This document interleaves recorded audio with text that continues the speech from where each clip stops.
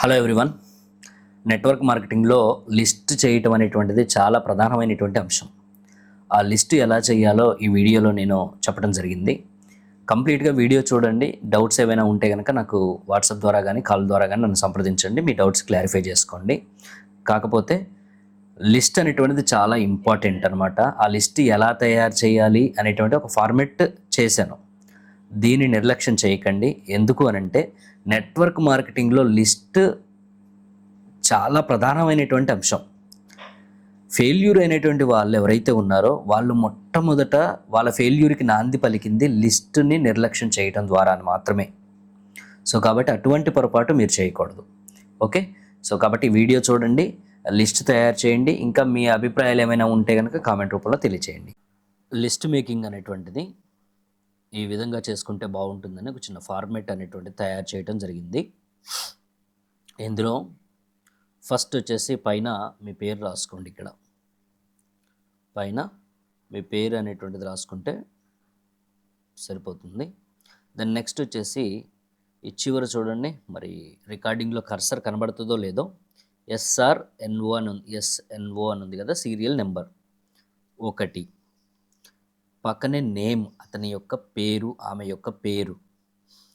Next వాళ్ళు మీకు ఏమవుతారు, రిలేషన్ ఏంటి, ఫ్రెండా, రిలేటివా, కొలీగా, క్లాస్మేటా, సంథింగ్ ఇంకా ఏం వాళ్ళతో మీకున్నటువంటి రిలేషన్. అన్నోన్ పర్సన్ అయి ఉండొచ్చు, బస్సులో మీకు పరిచయం అయినటువంటి వ్యక్తి అయి ఉండొచ్చు. తర్వాత ఫోన్ నెంబర్లో 1 ఉంటుంది, 2 ఉంటాయి కదా. సో ఈ బాక్స్లోనే 2 ఉన్నట్లయితే పైన 1 కింద 1 2గా వేసుకోవాలి. చిన్నగా రాసుకుంటే సరిపోతుంది. ప్లేస్ షార్ట్ ఫామ్లో, అంటే ఎవరి ప్రాంతాన్ని, ఇప్పుడు మాది ఖమ్మం కాబట్టి ఖమ్మంని KMM అంటాం. అలాగా షార్ట్ ఫామ్లో వీలైనంత వరకు, అంటే పట్టని పేరు అయితే షార్ట్ ఫామ్లో రాసుకుంటే బాగుంటుంది. అలాగే ప్లేస్ తర్వాత జాబ్, ఏ వృత్తి, జాబ్ అంటే ఉద్యోగం అనో కాదు, మెకానికా, ఫార్మరా, ఫార్మింగ్ అనేటువంటిది ఒక జాబ్. తర్వాత చిట్స్ వేస్తారా లేకపోతే ఏం చేస్తారు అనేటువంటిది అక్కడ వృత్తి, వారి యొక్క వృత్తి, దానికి అనుగుణంగా మనం ప్రజెంటేషన్ ఇవ్వటానికి అవకాశం ఉంటుంది. సో ప్రజెంటేషన్ ఇవ్వటం తేలికవుతుంది. నెక్స్ట్ ఏవేవో మనం మాట్లాడకుండా ఫిల్టర్ అవుతూ మనం వాళ్ళకి దగ్గరగా మాట్లాడటానికి అవకాశం ఉంటుంది. తర్వాత D/C అంటే distributor or customer. So first of all దీంట్లో నా సలహా ఏంటంటే అందరూ మీ దగ్గర అందరూ కస్టమర్ కావాల్సిందే. అంటే ఈ భూమిపై బ్రతికుండి మీకు తెలిసినటువంటి వాళ్ళందరికీ మీరు బ్రతకటానికి ఇచ్చేటువంటి లైసెన్స్ ఏంటి అని అంటే, మీ దగ్గర వాళ్ళు ప్రోడక్ట్ కొనేటువంటి వారై ఉండాలి. అంటే ఒక 25-30 రూపాయల లేదా 35-40 రూపాయలు ఏదో ఉంటాయి కదా సోప్స్, చిన్న షాంపూ ఉంది కదా G35లో, న్యూ స్టార్లో. సో అటువంటి చిన్న షాంపూ అయినా సరే మీ దగ్గర కొనుగోలు చేస్తున్నటువంటి వ్యక్తి అయి ఉండాలంటే అంతగా, అంటే కస్టమర్, ప్రతి ఒక్క వ్యక్తి డిస్ట్రిబ్యూటర్ అవ్వటం అవ్వకపోవటం అతనికి చాయిస్, కానీ కస్టమర్ అయి ఉండటం అనేటువంటిది మీరు పెట్టే రూల్గా మీరు అలా భావించాలన్నమాట. తర్వాత ఆ C అని పెట్టుకున్నటువంటి వ్యక్తికి డిస్ట్రిబ్యూటర్ అయ్యేటువంటి కెపాసిటీ ఉంటే కనుక మీరు ఇక్కడ D అని పెట్టుకొని ముందుకెళ్ళాలన్నమాట. ఎందుకు D అని పెట్టుకుంటే, అతనికి డిస్ట్రిబ్యూటర్ అనే ఒక ఇది ఇచ్చారు కదా. సో దానివల్ల ఏమవుతుందనంటే మీరు డిస్ట్రిబ్యూటర్గా ప్లాన్ ప్రజెంటేషన్ చెప్తారు. C అని పెట్టుకునేటువంటి వ్యక్తికి ప్లాన్తో పని లేదు, కంపెనీ బ్యాక్గ్రౌండ్తో పని లేదు, మిగతా వాటితో పని లేదు. సైంటిస్టులు, product certificates, product quality, results, ఇవి ముఖ్యం ఇంతవరకు. సో అతనికి ప్లాన్ అక్కర్లేనిది అతనికి చెప్పి ఇబ్బంది పెట్టడం ఎందుకు మనం. సో కాబట్టి C అని పెట్టుకుంటే కస్టమర్ అంతవరకే ఇది అవుతుంది. తర్వాత నెక్స్ట్ వచ్చేసి U/UM అని ఉంది, అంటే మ్యారీడ్, అన్మ్యారీడ్. మ్యారీడ్ అయితే మ్యారీడ్ అని రాయండి ఇక్కడ. మ్యారీడ్ అయితే,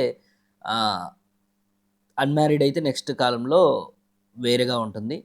మ్యారీడ్ అయితే ఏజ్ ఎంత, అతని ఏజ్ ఎంత, ఆ ఏజ్లో పిల్లలు ఎంతమంది ఉన్నారు, పేరెంట్స్ ఉన్నారా లేదా, ప్రజెంటేషన్ అంటే ప్లాన్ అయితే ప్లాన్ ప్రజెంటేషన్, ప్రోడక్ట్ అయితే ప్రోడక్ట్ ప్రజెంటేషన్ అయిందా లేదా, ప్రోడక్ట్ ప్రజెంటేషన్ కానీ ప్లాన్ ప్రజెంటేషన్ కానీ అయితే వాళ్ళు మీకు ఇచ్చినటువంటి ఫీడ్బ్యాక్ ఏంటి అది రిమార్క్స్లో రాయాలి. డబ్బులు లేవంటారు కొంతమంది, తర్వాత చూద్దామంటారు, నాకు టైం లేదంటారు, ఇది నేను చేసే పని కాదంటారు. సో వారి అభిప్రాయాన్ని వారు చెప్తారు. సో వాళ్ళ అభిప్రాయాన్ని తీసుకొని మీరు ఆలోచించి మీరు సమాధానం చెప్పగలిగితే చెప్పొచ్చు, ప్రాబ్లం ఏం లేదు. లేదు మీ యొక్క అప్లైన్ని సంప్రదించి అప్లైన్ సలహా తీసుకొని వాళ్ళతో ఎలా మాట్లాడాలి అని తెలుసుకొని మాట్లాడితే ఇంకా మంచిది. ఇకపోతే మనం ఇక్కడ డిస్ట్రిబ్యూటర్ కస్టమర్ అనుకున్నాం. కస్టమర్ కంపల్సరీ అయ్యి ఉండాలి. మ్యారీడ్ అన్మ్యారీడ్, తర్వాత ఏజ్ వచ్చేసి అతనికి ఎన్ని సంవత్సరాలు, చిల్డ్రన్ ఇద్దరా ముగ్గురా దాంట్లో వీలైనంత వివరంగా మీరు రాసుకోండి. గర్ల్ చైల్డ్ ఒకటి, బాయ్ చైల్డ్ ఒకటి, ఒక పాప ఒక బాబు అయితే ఓకేనా. నెక్స్ట్ వచ్చేసి పేరెంట్స్ ఉన్నారా లేదా, పేరెంట్స్ ఉంటే అంటే వాళ్ళకి ఏం చెప్పాలి. ఒక వ్యక్తి ఉన్నాడు, ఆ వ్యక్తికి తల్లి కానీ తండ్రి కానీ ఇద్దరు ఉన్నారు, లేదా ఒకరు ఉండి ఒకరు లేరు, అది రాసుకుంటాం. అప్పుడు దానికి సంబంధించినటువంటి ప్రోడక్ట్స్, పెద్దవాళ్ళు ఉన్నారంటే నొప్పులు ఉండేటువంటి అవకాశం ఉంది, నిద్ర పట్టకపోయేటువంటి అవకాశం ఉంటుంది. ఇటువంటివి ఏవైతే ఉంటాయో షుగర్ బీపీలు ఇట్లాంటివి ఉండేటువంటి వాళ్ళు ఆ ప్రోడక్ట్ అనేటువంటి చెప్పటం వీలవుతుంది. చిల్డ్రన్ ఉన్నారంటే కవచ్ ప్రాష్ లాంటివి. ఆ తర్వాత మరీ చిన్న పిల్లలు ఉన్నారు, వాళ్ళ ఏజ్ని బట్టానంటే ఇమ్యూనిటీని పెంపొందించేటువంటి మనకి ఇవి ఉన్నాయి కదా, ఆయువీర్ వంటి డ్రాప్స్ కానివ్వండి, ఇవి చెప్పడానికి అవకాశం ఉంటుంది. ఆడపిల్లలు ఉన్నారు, కొంచెం పెద్ద పిల్లలు ఉన్నారు, సో వాళ్ళకి డే క్రీమ్ నైట్ క్రీమ్ చెప్పడానికి. అంటే ఇక్కడ ఏమవుతుందనంటే ఈ లిస్టులో మీరు ఫిల్టర్ చేస్తున్నారు. గరాట చూడండి పైన ఎలా ఉంటుంది, ఇలా ఉంటుంది, కిందికి వచ్చేసరికి ఏమవుతుంది, సన్నగా అవుతుంది. సో ఆ గరాట అంటే ఫిల్టర్ అంటారు దాన్ని, ఫనెల్.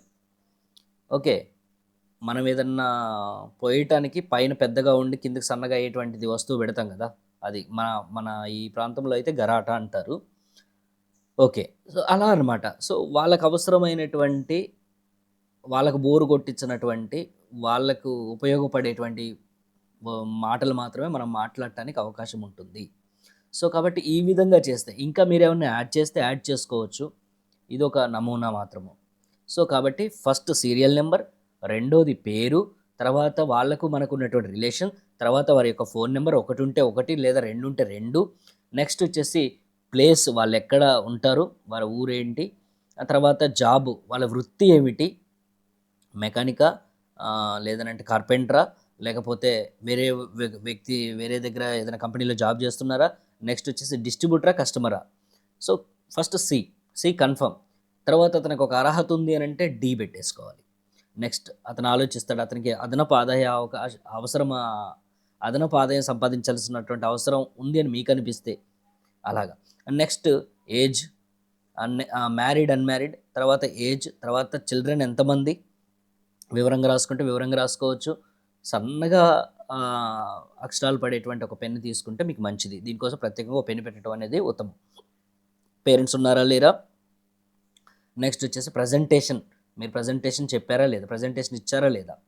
సో ప్రజెంటేషన్ ఇచ్చిన తర్వాత అతను ఏమన్నారు, ఇలాంటి చాలా కంపెనీలు వచ్చినాయి అన్నారా, దానికి మీరు ఏ సమాధానం చెప్పారు, ఇలాగా మీరు ఫాలోఅప్ చేస్తూ వాళ్ళు no no no no no 8 సార్లు మీకు నో చెప్తే ఇంకా అతను ఎప్పటికీ రాడని అనుకోవడానికి ఏం లేదు.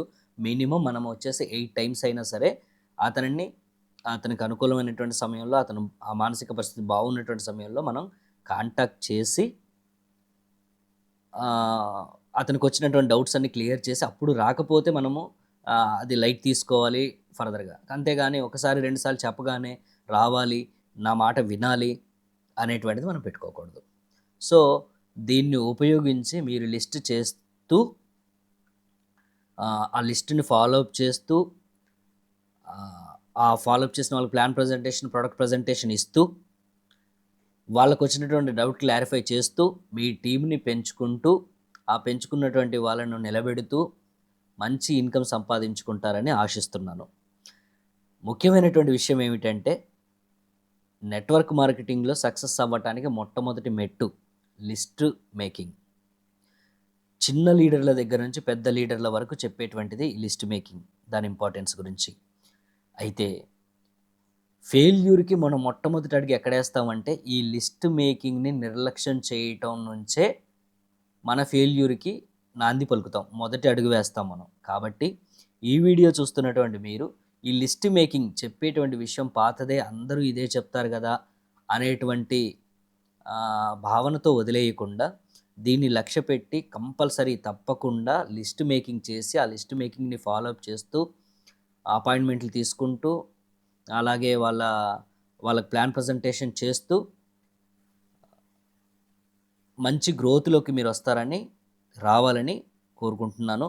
నిర్లక్ష్యం చేసి ఫెయిల్యూర్ దిశగా మీరు ప్రయాణం చేయకూడదు. ఓకే అండి. Thank you. Thank you very much.